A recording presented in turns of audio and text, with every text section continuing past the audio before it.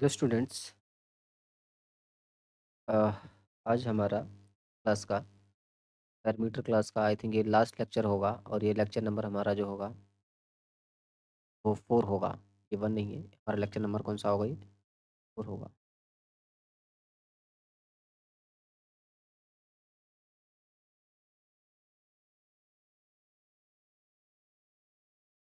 Lecture number कितना है हमारा? 4। ठीक। इस लेक्चर में हम क्वेश्चंस करेंगे जो विभिन्न प्रकार के एनसीईआरटीज में और विभिन्न प्रकार के एग्जाम्स में पूछे गए क्वेश्चंस हैं। एनसीईआरटी से बेस्ट आप लोगों के लिए कुछ नहीं है। मैं आपको सब कहूँगा कि आप एनसीईआरटी के अलावा कोई और बुक ना छेड़ें। ठीक है। बाद में प्रैक्टिस के लिए कोई और आप बुक ले सकते हैं, लेकिन अपनी वीडियोज़ में मैं सारी चीज़ें कवर करवा दूँगा, तो आप एनसीईआरटी यही कवर करें। चलिए शुरू करते हैं अपने इस लेक्चर को। मैं कहाँ छोड़ा था बेटा? हमने लीव किया था I think this this this one. इससे पहले मैं आगे बढ़ूँ, मैं आपको कुछ चीज़ें क्लियर कर देना चाहता हूँ। जनरली हम स्क्वायर सी क्यों लेते हैं? जनरली स्क्वायर सी क्यों लेते हैं यूनिट नापने के लिए? इसका बेटा बहुत बड़ा कारण है कि पहली चीज़ कि एरिया जब भी आप कभी किसी सर्कल से नापोगे, जैसे जब भी आप किसी सर्कल से नापोगे, मान लेते हो एक सर्कल को स्क्वायर यूनिट ले लेते हो, मान लेते हो ये आपका ग्राफ पेपर है, ठीक है? और ये क्वेश्चन वाइज चलता हूँ, देखता हूँ मैं। देखो, पहला चीज़ कि मान लेते हो ये आपके पास ग्राफ पेपर है, कहता है कि नो गैप और ओवरलैप्स। जब भी आप किसी स्क्वायर को स्क्वायर को एक यूनिट मान के चलते हो, किसको? स्क्वायर को एक यूनिट मान के चलते हो, तो सबसे पहली चीज़ इसमें ये आती है कि इसमें ओवरलैप्स नहीं होती है, इसमें कोई गैप्स नहीं पाई जाती है। यानी स्क्वायर जो है बेटा परफेक्टली फिट हो जाती है। स्क्वायर जो है परफेक्टली फिट हो जाती है और क्या करती है? Covering the entire surface without leaving any gap. ठीक। यानी कि पूरे के पूरे का सरफेस को कवर कर लेती है बिना गैप को छोड़े हुए। ठीक। यानी अगर मैं बात करूँ सर्कल की, तो मान लीजिए ये आपके पास ग्राफ पेपर है, मैं कहूँ इसको सर्कल से आप भरिए। तो देखिए, जब आप सर्कल से भर रहे होंगे तो इन सभी सर्कल्स के बीच में बहुत सारा गैप निकल के आ रहा है। ठीक है? तो इसीलिए हम किसी सर्कल को या किसी ट्रायंगल को या ऐसे कोई ऐसी चीज़ जो गैप रखती हो, उस चीज़ को हम कभी भी एक स्क्वायर यूनिट की तरह लेकर नहीं चलते हैं। ठीक है? यानी ऐसा क्यों? हम स्क्वायर ही क्यों ले? और दूसरा, कैलकुलेशन आसान करने में हमें मदद मिलती है, क्योंकि आप जो कैलकुलेट कर सकते हो, हमेशा याद साइड की जो लेंथ हमेशा सेम रहती है स्क्वायर में, तो आप उसका एरिया और साथ ही साथ उसका जो है पेरीमीटर बड़ी आसानी से कैलकुलेट कर सकते हो। ठीक है? सेकंड चीज़ जो है, इसी तरीके से उसकी स्टैंडर्डाइज़ेशन, मतलब स्क्वायर एक यूनिट मेज़रमेंट का स्टैंडर्ड फॉर्म है, इसीलिए आप हम इसको हमेशा स्क्वायर को ही यूज़ करते हैं। दूसरा, फ्लेक्सिबिलिटी इन एस्टिमेशन, जैसे अगर हम इरेगुलर शेप्स की बात करें, तो जो एरिया होगा वो एप्रॉक्स में काउंट होगा। कैसा? एप्रॉक्स में काउंट होगा। नंबर ऑफ स्क्वायर अगर होगा तो एरिया जो है आपके पास एक्यूरेट में काउंट होगा। यानी इस कैसा होता है बेटा, इस स्क्वायर जो है आपका रेगुलर होता है। कैसा होता है? स्क्वायर जो है आपका कैसा होता है? रेगुलर होता है। पहली चीज़, यूनिफ़ॉर्म शेप में होता है, जिसको आप इज़िली अरेंज कर सकते हो बिना किसी गैप के, बिना किसी ओवरलैप के, कि जिससे आपकी कैलकुलेशन सीधी-सीधी होती है, कंसिस्टेंट होती है। इसलिए हम हमेशा एक स्क्वायर को एक यूनिट मानकर चलते हैं। हमेशा एक स्क्वायर को क्या हम मान के चलते हैं? एक यूनिट मान के चलते हैं। आई होप आपको समझ में आया होगा जो मैं आपको समझाना चाह रहा हूँ। ठीक है? अब इसमें फ़र्दर हम आगे बढ़ते हैं, इसमें हम क्वेश्चंस में बढ़ेंगे। उससे पहले मैं बताना चाह रहा हूँ कि मैंने क्या कहा कि we estimate the area of any simple closed shape by using a sheet of square paper और a graph paper where every square measured as 1 unit. ठीक है? जैसा मैंने पहले बताया कि जब आप ग्राफ पेपर लेते हो, उसमें आप स्क्वायर से भरते हो, तो उसको एक स्क्वायर को 1 यूनिट मान के चलते हैं।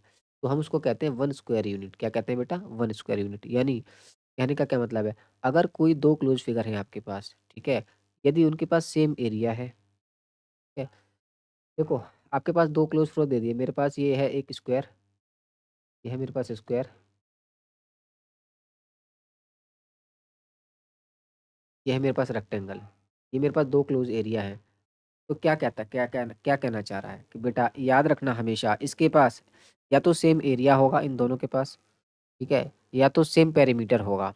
ठीक है? ऐसा कभी नहीं हो सकता कि इसका एरिया भी सेम है दोनों का और पेरीमीटर भी सेम हो। यदि इनके दोनों के एरिया सेम है तो पेरीमीटर डिफरेंट होंगे, यदि पेरीमीटर डिफरेंट है तो एरिया डिफरेंट ही होंगे। तो देख लेते हैं पहला केस क्या बनता है कि मैंने बोला अगर सेम एरिया है तो डिफरेंट पेरीमीटर होंगे, सेम एरिया है तो डिफरेंट पेरीमीटर है। तो सबसे पहला केस हम ले लेते हैं स्क्वायर के लिए, किसके लिए? स्क्वायर के लिए। ये है 4.9, यह है 4.9। यदि आप इसको कैलकुलेट करने जाओगे, मैंने क्या कहा, यदि आप इसको निकालोगे तो एरिया निकालने का फॉर्मूला क्या होता है? आपके पास साइड का स्क्वायर होता है, क्या होता है? साइड का स्क्वायर होता है। तो यदि आप इसका स्क्वायर करोगे, ठीक है, किसका? 4.9 का, तो आपके पास क्या आएगा? देखो निकालो, देखो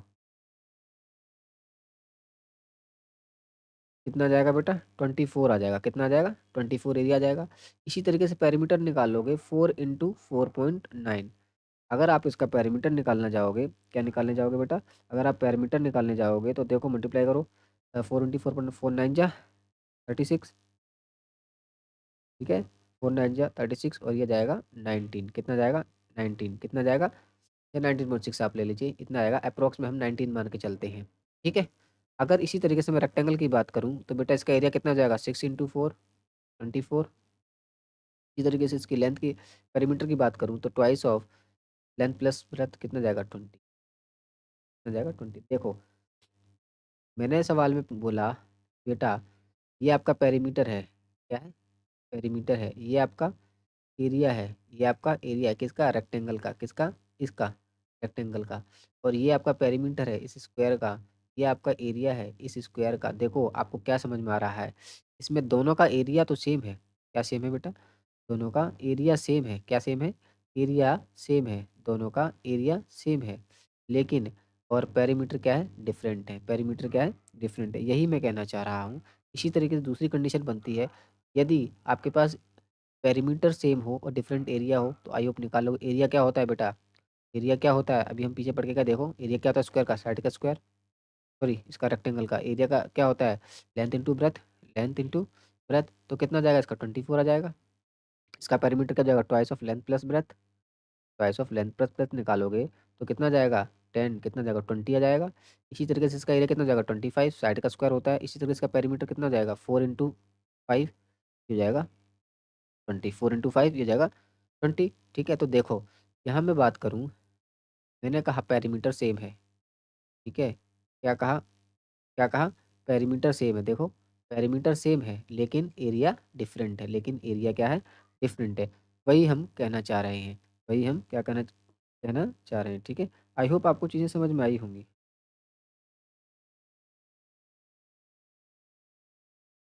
आगे बढ़ते हैं बेटा। आगे बढ़ते हुए हमने कहा कि यदि कहता है कि अगर एरिया किसी रीजन का आपने निकालना है,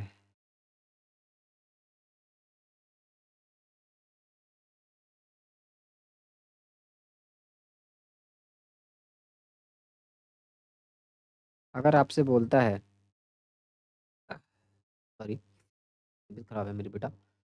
अगर कहता है कि area of region can be estimate, देखो अगर आपको दो इस तरीके से एल शेप में कोई डायग्राम दिया हुआ है, तो यदि आपके पास कोई टिपिकल डायग्राम है तो याद रखना उस डायग्राम को सबसे पहले आप तोड़ना सीखिए। क्या करना सीखिए? तोड़ना सीखिए उसको।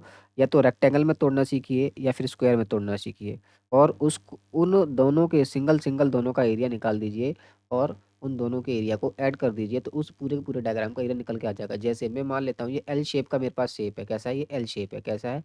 एल शेप है। ठीक है। इस एल शेप में मैं देखूं तो बेटा दो रेक्टेंगल बन रहे हैं। कितने बन रहे हैं? दो रेक्टेंगल। एक तो रेक्टेंगल कौन सा बन रहा है? देखो ये,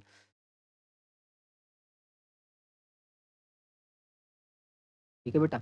एक रेक्टेंगल ये, रेक्टेंगल वन आप इसको नाम दे सकते हो। ठीक है। एक रेक्टेंगल ये, रेक्टेंगल टू इसको नाम दे सकते हो। ठीक है। इनके नाम आप कर दो, इनके नाम आप कर दो। आप अगर यहाँ से बीचों में से दोनों को जोड़ोगे तो ये एक नाम आप यहाँ दे दो। ठीक है। इनके नाम आप कर सकते हो। तो रेक्टेंगल वन का एरिया आप निकालिए और रेक्टेंगल टू का आप एरिया निकालिए और दोनों के रेक्टेंगल के एरिया को निकाल दीजिए। आपको आंसर मिल जाएगा इस पूरे के पूरे डायग्राम का, एरिया का। ठीक है। आई होप आपको समझ में आया होगा। ये एग्जाम्पल के थ्रू मैंने समझाया हुआ है, आप इसे देख लीजिएगा। मैं क्वेश्चन पे सीधा बढ़ रहा हूँ। क्वेश्चन बोलता है बेटा कि आपको डायमेंशन दी हुई किसी रेक्टेंगल के, ठीक है? कह रहा है कि गिव सॉरी आपसे पूछा है, उसने बोला है कि आप डायमेंशन दीजिए, क्या दीजिए? आप डायमेंशन दीजिए, क्या दीजिए आप? डायमेंशन दीजिए, किसके? किसी रेक्टेंगल के, कैसे? यदि उसके एरिया का सम हुज एरिया उसका उसका जो एरिया है वो क्या है? Is the sum of the areas of these two triangles having measurement 5 into 10 metre and 2 into 7 metre. देखो सिंपल सा ही है, बोल रहा है बेटा आपके पास the dimension of rectangle whose area is the sum of areas of two rectangle having measurement. ठीक है, वही प्रीवियस क्वेश्चन की तरह है बेटा, आपके पास दो रेक्टेंगल दिए हुए हैं, ठीक है? उन दोनों रेक्टेंगल का आपके पास एरिया दिया हुआ है। क्या दिया हुआ है बेटा? एरिया दिया हुआ है। तो मैं प्रीवियस क्वेश्चन में बता के गया हूँ, यदि आपके पास दोनों रेक्टेंगल का एरिया है और यदि उस पूरे रेक्टेंगल का एरिया आपको निकालना है, तो आप पूरा का पूरा दोनों रेक्टेंगल के एरिया को सबसे पहले क्या करना है? आपने ऐड कर देना है। दूसरी चीज़, अब उससे उसने डायमेंशन पूछा है, ठीक है? डायमेंशन कैसे निकालते हैं वो मैं निकालना आपको सिखाता हूँ। तो बोला है कि एक रेक्टेंगल है, मान लेते हैं मेरे पास एल शेप का ही था रेक्टेंगल, मान लेते हैं मेरे पास एल शेप का ही था, ठीक है? एक इस तरीके से था, मान लेते हैं, ये प्रीवियस डायग्राम हम मान लेते हैं, ठीक है?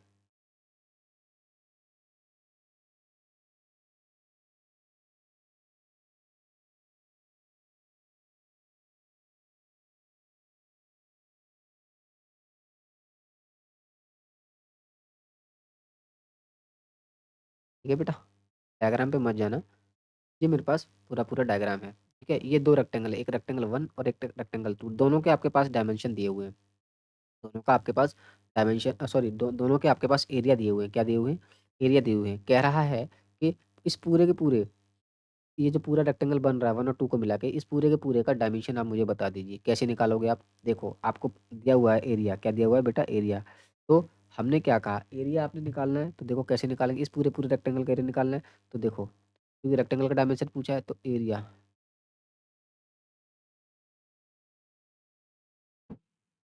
Area of the new rectangle, ठीक है? क्या होगा बेटा? मैंने बोला area of rectangle one plus area of rectangle two, दोनों के एरिया आपके पास दिए हुए हैं। क्या दिए हुए हैं? 5 into 10 मीटर का स्क्वायर हो जाएगा प्लस 2 into 7 मीटर का स्क्वायर होगा। आई होप आपने प्रीवियस क्लास देखी होगी तो आपको समझ में आ रहा होगा मैं क्या कर रहा हूँ। तो यह 50 मीटर स्क्वायर और यह 14 मीटर स्क्वायर हो जाएगा। यदि आप इन दोनों को ऐड करोगे तो टोटल 64 मीटर स्क्वायर आ जाएगा। बेटा ये एरिया आ गया जो नया रेक्टेंगल बना है उसका, ठीक है? उसी का, ठीक है? ये पूरा दोनों रेक्टेंगलों को मिला के एक नया रेक्टेंगल बन रहा है, ऐसा क्वेश्चन में कहा है और उसका एरिया हमारे पास आ गया। अब बोल रहा है बेटा एरिया तो आपको पास आ गया, उसके डायमेंशन बताइए। डायमेंशन मतलब उस रेक्टेंगल की लेंथ और ब्रेथ मुझसे पूछी है, उस रेक्टेंगल की लेंथ और ब्रेथ मुझसे पूछी है। तो बेटा मैं जानता हूँ एरिया क्या होता है, मैं जानता हूँ एरिया क्या होता है। मैंने पढ़ा है एरिया होता है किसी रेक्टेंगल का लेंथ इंटू ब्रेथ। आपके पास एरिया दिया हुआ है 64 मीटर। बेटा इस 64 को इस तरीके से तोड़िए कि उस जब एल और बी को मल्टीप्लाई करें तो उसको मल्टीप्लाई करने पर आंसर मेरा 64 आना चाहिए। इस 64 को इस प्रकार से तोड़िए, इन दो पार्ट्स में तोड़िए, इन ऐसे इसके फैक्टर कीजिए कि जब हम उन दोनों फैक्टर्स को मल्टीप्लाई करें तो हमेशा हमें आंसर 64 मिले। तो कैसे करेंगे बेटा आपको? तो देखो therefore the dimensions of the new rectangle, ठीक है? तो आपको बेटा दो वैल्यू चाहिए, एक तो लेंथ चाहिए और एक तो ब्रेथ चाहिए इसकी 64 की। तो बेटा 64 को कैसे तोड़ो? देखो पहली चीज, अगर आप 1 को 64 से मल्टीप्लाई करोगे तो 64 मुझे मिलेगा। अगर 2 का टेबल अगर मैं 32 से मल्टीप्लाई करूं तो मुझे 64 मिलेगा। इसी प्रकार से 4 से मैं मल्टीप्लाई करूं किसको? 16 से, 4 16 जा 4 हाँ ठीक है, 4 को 16 से मल्टीप्लाई करूं तो मेरे पास मिलेगा बेटा 64 मिलेगा। इसी तरीके से यदि मैं 8 मीटर को 8 मीटर के साथ मल्टीप्लाई करूँ तो मुझे क्या मिलेगा बेटा? 64 मिलेगा। क्या मिलेगा बेटा? ये 64 मिलेगा, ठीक है? आप लिखो 1 मीटर, 2 मीटर, ये है 4 मीटर, ठीक है? ठीक है? 3 के टेबल में 64 आता नहीं है, ठीक है? 4 के टेबल में आता है, 7 के टेबल में नहीं आता है, 8 के टेबल में आता है, 9 के टेबल में नहीं मिलेगा, 10 के टेबल में नहीं मिलेगा, ठीक है? आई होप आपको समझ में आया होगा। तो बेटा इन चारों में से कोई एक डायमेंशन हो सकता है। इन चारों में से आप लिखोगे, इन चारों में से कोई एक डायमेंशन आप ले सकते हो, ठीक है? तो मैं आंसर लिखूंगा कि एनी ऑफ दीज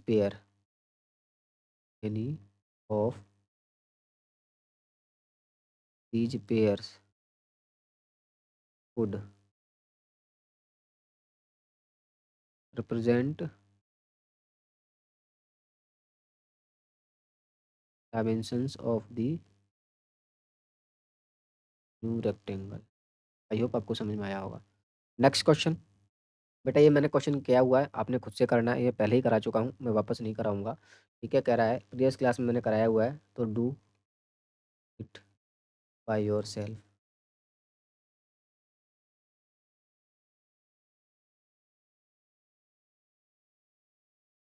ठीक है, मैं इसका डायग्राम बना देता हूँ फिर भी। कहता है, मैं समझा देता हूँ फिर भी। कह रहा है कि the area of rectangular garden is 50 meter, long is 1000 square meter, find the width of the garden. बेटा याद रखना, आपको क्या दे रखा है? आपको दे रखा है एरिया, ठीक है? क्या दे रखा है? एरिया। तो आपने खुद से करना है।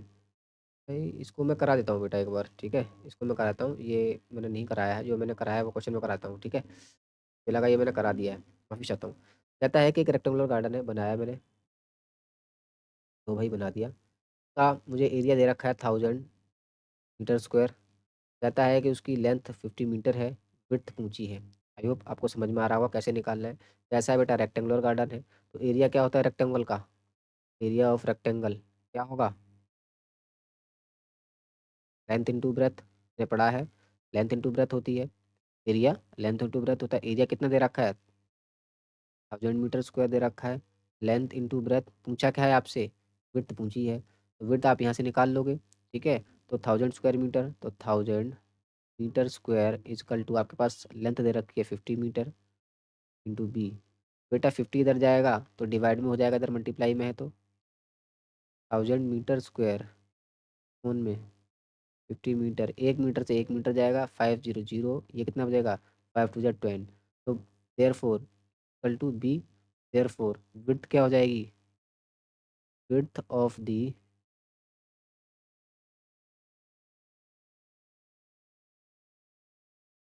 Garden is equal to 20 meter. I hope आपको समझ में आया होगा। Next question. बेटा ये क्वेश्चन मैं करवा चुका हूँ प्रीवियस क्लास में, तो ये वाला आपने खुद से करना है, ठीक है? या C section number 3, try yourself. अपने आप से इसने ट्राई करना है, ठीक है? समझा देता हूँ। एक फ्लोर आपको दिया हुआ है, ये आपके पास फ्लोर है, ठीक है?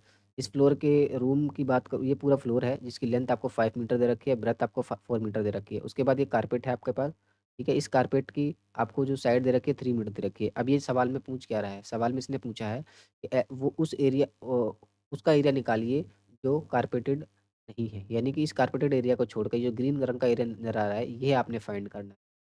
ये एरिया आपने फाइंड करना है जो कारपेटेड नहीं है। मैं प्रीवियस क्लास में से करा चुका हूँ, आपने खुद से ट्राई करना है। ये क्वेश्चन भी मैं करा चुका हूँ, इसको भी मैं नहीं बताऊंगा, ठीक है? एक आपको गार्डन दिया हुआ है पूरा का पूरा ग्रीन कलर का, 12 मीटर जिसकी विड्थ है, 15 मीटर जिसकी लेंथ है। चारों कोनों पे फ्लावर बेड बिछा रखे हैं। ये आपका लॉन है पूरा, ठीक है? वही इसने पूछा है कि कह रहा है कि कितना, how much area is now available for laying down a lawn. ये बेटा, तो आपको चारों बेड का क्या करना है? चारों फ्लावर बेड की आपने एरिया निकाल देना है, उसको मल्टीप्लाई कर देना है। तो ये आपको प्रीवियस लेक्चर में करवाया हुआ है, सो सी लेक्चर नंबर 3, ठीक है? आप वहाँ से कीजिए या आप खुद से ट्राई कीजिए, मैंने करवा चुका हूँ, इस क्वेश्चन को मैं नहीं करवाऊंगा। Next question. बेटा इसको मैं करवा देता हूँ, इस क्वेश्चन को मैं देख लेता हूँ। बेटा बोल रहा है कि द शेप ए, ये आपके पास शेप ए है और एक शेप बी है। दोनों शेप की बात करूँ, दोनों शेप में विड्थ और लेंथ आपको दोनों की दे रखी है, ठीक है? पूछ क्या रहा है? पूछ रहा है कि draw two such shape satisfying the given conditions. अच्छा, देखो क्या बोला हुआ है, तो दोनों का आप एरिया निकालिए। हमसे पूछा है कि बेटा दोनों दोनों में से किसका एरिया ज़्यादा है, ठीक है? दोनों में से किसका एरिया ज़्यादा है? तो देखो आपको क्या दिया हुआ है, सबसे पहले आपको दे रखा है शेप ए, ठीक है? तो आप निकालो दो, shape A has a area of 18 square meter, ठीक है? इसका एरिया आपको 18 मीटर स्क्वायर दे रखा है। And shape B has an area of 20 square meter, का आपको 20 मीटर स्क्वायर एरिया दे रखा है। आई होप आपको समझ में आ रहा होगा। Shape A has longer perimeter than B, बोल रहा है जो इसका पेरीमीटर है, शेप ए का perimeter, perimeter of shape A has longer perimeter than perimeter of shape. यह उसने बोला है, इसको आपने सेटिस्फाई करना है, ये सही है या गलत है। तो सबसे पहले क्या करेंगे आप बेटा, आप सबसे पहले दोनों का, हमें हमारे पास दोनों का एरिया दे रखा है, तो दोनों का पेरीमीटर आप निकाल दीजिए, ठीक है? दोनों का जब आप पेरीमीटर निकालेंगे उनको कंपेयर कर दीजिए, सिंपल से है। तो देखो आपको दिया हुआ है area of shape A, area of shape A आपको दे रखा है 18 मीटर स्क्वायर, ठीक है? तो पेरीमीटर क्या होगा?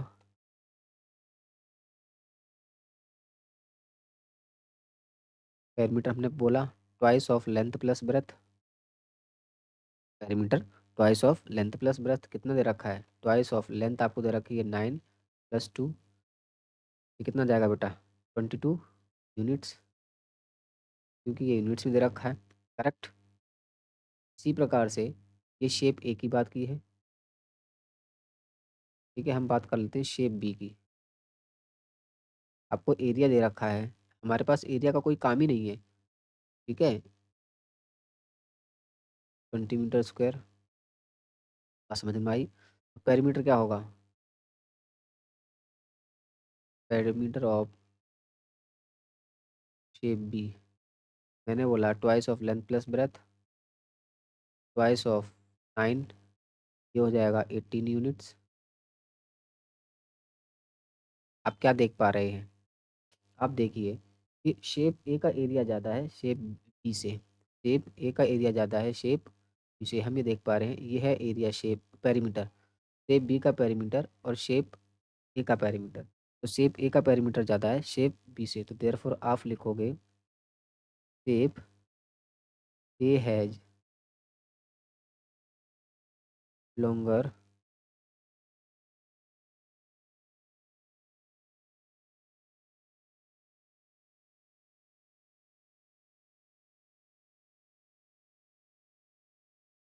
आई आई होप आपको बात समझ में आई होगी, ठीक है?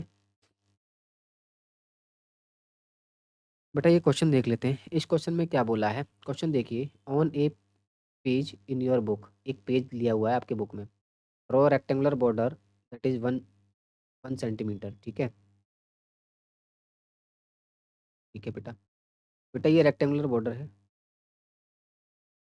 ये है 1 सेंटीमीटर, ने ड्रॉ किया, कह रहा है from the top and bottom, ये भी 1 सेंटीमीटर है। टॉप और बॉटम में एक रेक्टेंगुलर बॉर्डर आपने बनाना है, एक एक सेंटीमीटर का बनाया है बेटा।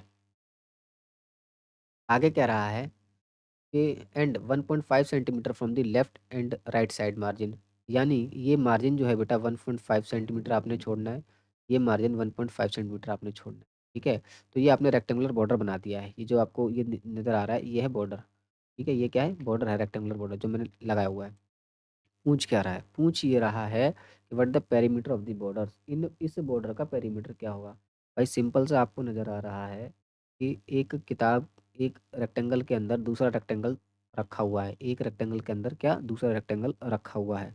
तो देखो आपने क्या करना है, सबसे पहले आपने इस बॉर्डर की लेंथ निकाल देनी है, ठीक है? और इसकी ब्रेथ निकाल देनी है। कैसे निकलेगी बेटा? वो मैं समझाता हूँ। उसके बाद इस बॉर्डर का पेरीमीटर निकालना है, वही निकल जाएगा। कैसे निकलेगा बेटा? देखो आपको किताब की लेंथ दे रखी है, लेंथ ऑफ बुक 24 सेंटीमीटर, आपको दे रखा है ब्रेथ ऑफ बुक कितना दे रखा है? 18 सेंटीमीटर, बात समझ में आई? देखो, क्या करना है आपने, लेंथ निकालनी है बॉर्डर की, तो लेंथ ऑफ द बॉर्डर,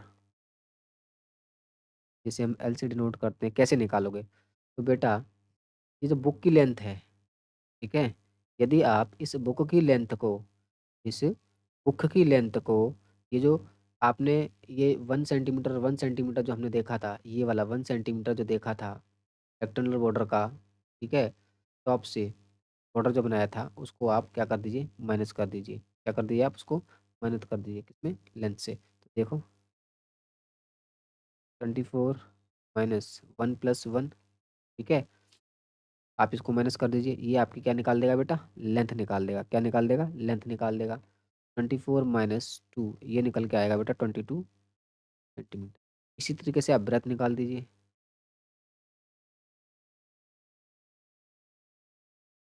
ठीक है बेटा, चौड़ाई आपको कितनी दे रखी है, 1.5 सेंटीमीटर के गैप में है चौड़ाई। तो इसी तरीके से ब्रेथ आपको 18 दे रखी थी, 18 में से आप 1.5 + 1.5 आप निकाल दीजिए।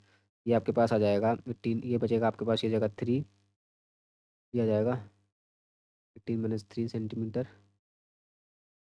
ये आपके पास हो जाएगा 15 सेंटीमीटर। ठीक है, तो लेंथ आ गई, ब्रेथ आ गई, पेरीमीटर आपको पता है क्या होता है फॉर्मूला। तो पेरीमीटर ऑफ बॉर्डर ने फॉर्मूला पढ़ा है बेटा, twice of length plus breadth. कितना जाएगा बेटा, ट्वाइस ऑफ 22 + 15 सेंटीमीटर, ये हो जाएगा टोटल, ये हो जाएगा 37। तो 2 से 14, 2 × 6 और 1 7, 74 सेंटीमीटर बेटा इसका आंसर आ जाएगा। आई होप आपको समझ में आया होगा। ठीक है, आगे सवाल में बढ़ते हैं। सवाल में आपसे बोला गया है कि draw rectangular size, draw a rectangle of size 12 unit 8 unit, draw another rectangle inside it without touching the outer rectangle that occupy exactly half the area. बात को समझिए बेटा, ये है आपका आउटर रेक्टेंगल, ये है आपका इनर रेक्टेंगल। ठीक, ये आपका इनर रेक्टेंगल, यही आपसे, इसी का आपसे इसने डायमेंशन पूछ लिया है। इसी का उसने आपसे डायमेंशन पूछ लिया है, क्योंकि आपको आउटर रेक्टेंगल का तो डायमेंशन दिया हुआ है, वही आपसे इसने पूछा है। तो देखो क्या बोला है कि the area of outer rectangle कितना दे रखा है, कैसे निकलेगा बेटा, मैंने कहा लेंथ इंटू ब्रेथ, आपको लेंथ इंटू ब्रेथ दे रखी है 12 × 8 यूनिट्स, कितना जाएगा, सॉरी, ये यूनिट इंटू यूनिट हो जाएगा ना, 12 unit into 18 unit, 12 unit into 8 units,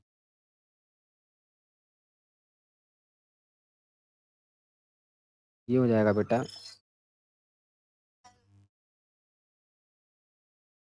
ये हो जाएगा बेटा 96 स्क्वायर यूनिट्स। ओके, नेक्स्ट, उसके बाद हम अंदर वाले एरिया का रेक्टेंगल, सॉरी, अंदर वाले रेक्टेंगल का एरिया निकाल देंगे। तो एरिया ऑफ इनर रेक्टेंगल, ठीक है, ये भी लेंथ इंटू ब्रेथ होती है। लेकिन बोला क्या है, इसने बोला है कि draw another rectangle inside it without touching the outer rectangle that occupy exactly the half the area, यानी कि जो बाहर वाला जो रेक्टेंगल है, जो उसका एरिया है, उसके एग्जैक्टली कितना है बेटा, हाफ एरिया इसने एक्वायर किया हुआ है। यही आपसे सवाल ने पूछ दिया है, ये हो जाएगा 48 स्क्वायर यूनिट्स, 48 स्क्वायर यूनिट। ठीक है, अच्छा, हमारे पास एरिया तो इसका आ गया बेटा, इसका डायमेंशन कैसे निकालें, हमारे पास, के पास इसका आ गया 48 स्क्वायर यूनिट्स, ये तो एरिया आ गया। अगर हम इसका डायमेंशन पूछें तो डायमेंशन कैसे निकालेंगे, तो बेटा डायमेंशन सेम वही तरीका है, एरिया है, आपके पास एरिया मौजूद है, ठीक है, तो एरिया हम जानते हैं, 48, एरिया का फॉर्मूला होता है लेंथ इंटू ब्रेथ। 48 को आप इन दो पार्ट में तोड़ो, कि एक लेंथ आ जाए और एक आपके पास ब्रेथ आ जाए, और उन दोनों को जब मल्टीप्लाई करो तो 48 मिले। तो देखो, एक तो हो जाएगा 1 × 48, दूसरा 2 के टेबल में बिल्कुल जाएगा, 2 2 जा 4, 2 4 जा 8। क्या 3 से होगा? नहीं। क्या 4 से होगा? नहीं। 4 से भी होगा। 4 4 1 जा 4, 4 2 जा 8। क्या 6 से होगा? नहीं। 7 से? नहीं। 8 से? बताइए। 8 पंजे 40, 8 छिंग 48। बिल्कुल होगा, 8 छिंग 48। यह लास्ट है, 9 से नहीं होगा, 10 से भी नहीं होगा। ठीक है, फिर से 12 चौके, फिर किससे होगा? 12 इंटू, फिर किससे होगा बेटा? 12 इंटू 8, 12 इंटू 8। लेकिन वापस से बेटा 12 इंटू 4, 12 इंटू 4। तो देखो जब 12 इंटू 4 कर रहे हैं तो क्या वैल्यू रिपीट नहीं हो रही है वापस से? तो ये चारों में से कोई एक होगा, लेकिन डिसाइड कैसे करें बेटा? इन चारों में से कोई एक होगा। देखो बेटा, डिसाइड तो ऐसे करना है आपने कि इन चारों में से कोई एक कैसे होगा। देखो अगर हम वन लेंथ लेते हैं और एक इसकी ब्रेथ लेते हैं, तो देखो लेंथ तो काफ़ी ज़्यादा है, लेंथ इसकी 1 हो नहीं सकती है, 48 इसका ब्रेथ हो नहीं सकता है, 2 लेंथ हो नहीं सकती है। तो देखो लेंथ आपकी 8 हो सकती है और ब्रेथ आपकी 4 हो सकती है। तो देयरफॉर आंसर हो जाएगा 8 इंटू 6। यह इसका डायमेंशन है। ठीक है बेटा, आई होप आपको समझ में आया होगा। एक क्वेश्चन है, इस क्वेश्चन को करवाना है, लास्ट क्वेश्चन है बेटा। इसमें आपने फॉल्स, ट्रू और फॉल्स बताने हैं। पहला उसने बोला है, यदि आपके पास ये रेक्टेंगल है और इसको दो पीस में हम फोल्ड करते हैं तो क्या होगा? ठीक है, तो क्या होगा? देखो उसने बोला है कि एक पीस ऑफ स्क्वायर है, ठीक है, इसको हाफ में फोल्ड किया और उसके कहता है कि तब दो रेक्टेंगल उसमें हमने काटे। ओके, अच्छा, regardless of the size of the square, ठीक है, one of following statement is true, always true. ठीक है, ये स्क्वायर, सॉरी माफ करना बेटा, ये स्क्वायर मान लो, आप क्या मान लो इसको? स्क्वायर। ठीक है, ये स्क्वायर मानना, गलती से डायग्राम मेरा ऐसा बन गया। जब इस दो स्क्वायर को हम बीच से काटते हैं तो दो रेक्टेंगल बनते हैं, और उसके कंडीशंस में ये पांच चार स्टेटमेंट दिए, इन चारों स्टेटमेंट में कौन सी सही है कौन सी गलत है? पहली हम ले लेते हैं, पहली हम ले लेते हैं। पहली हमसे बोल रहा है, पहली हम ले लेते हैं कि the area of each rectangle is larger than area of square. इसका आंसर है फॉल्स। पहला क्या हो जाएगा बेटा? ये फॉल्स हो जाएगा। क्या हो जाएगा? फॉल्स। क्यों फॉल्स हो जाएगा बेटा? क्योंकि area of each rectangle is exactly, तो ये क्या हो जाएगा? फॉल्स हो जाएगा। क्यों? प्रत्येक का rectangle, area of each rectangle is exactly half of the area of, ठीक है, यानी कि प्रत्येक रेक्टेंगल का जो एरिया होगा वो एग्जैक्टली हाफ होगा एरिया ऑफ स्क्वायर के। बी की बात कर लेते हैं, the perimeter of the square is greater than the perimeter of both rectangle added together. ये भी फॉल्स हो जाएगा। प्रीवियस क्लासेस में और आज की क्लासेस में हमने देखा था, क्या देखा था? ये फॉल्स हो जाएगा। क्यों? क्योंकि perimeter of the two resulting rectangle combined is greater than the perimeter of the square. ठीक है, यदि दोनों रेक्टेंगल का अगर हम एरिया निकाल देते हैं, उनको कंबाइन कर देते हैं, तो उनका जो पेरीमीटर है वो ज़्यादा होगा एक स्क्वायर के। आई होप आपने समझ में आया होगा। इसी प्रकार से हम सी की बात कर लेते हैं बेटा। See, the perimeter of both rectangle added together is always 112 times the perimeter of the square. ये भी फॉल्स होगा बेटा। क्यों? क्योंकि ये वेरी करता है। ये भी फॉल्स होगा। क्या होगा? फॉल्स होगा। क्यों? क्योंकि it can very on value, ठीक है, for different size of squares. Square के डिफरेंट डिफरेंट साइज के लिए वेरी करेगा, इसलिए ये भी फॉल्स हो जाएगा। इसी तरह से डी की बात करते हैं, the perimeter of square is always 3 times as large as the area of both rectangle added together. ये भी गलत है। ये भी क्या है? फॉल्स है। ये क्यों फॉल्स है बेटा? ऐसा इसलिए क्योंकि the area of square is equal to sum of area of both rectangle combined together, जैसा मैं पीछे बता के आया हूँ। ठीक है, क्योंकि पेरीमीटर होता है तो एरिया भी उसी तरीके से होगा ना बेटा। यदि अगर आपका जो एरिया होगा, क्या होगा कि एरिया ऑफ स्क्वायर ये हमेशा बराबर होगा, is equal to sum of area of both the rectangles combined. बेटा यहाँ एरिया हो जाएगा, ठीक है, यहाँ ये उल्टा हो जाएगा बी वाला। ठीक है, ठीक है, आई होप आपको ये क्लास समझ में आई होगी। इस क्लास को हम यहीं ख़त्म करते हैं। नेक्स्ट चैप्टर नया लेके आएँगे। ये चैप्टर हमारा हमारा समाप्त हो चुका है। तो हमारे चैनल को लाइक करें, शेयर करें, सब्सक्राइब करें। Thank you. Thank you very much.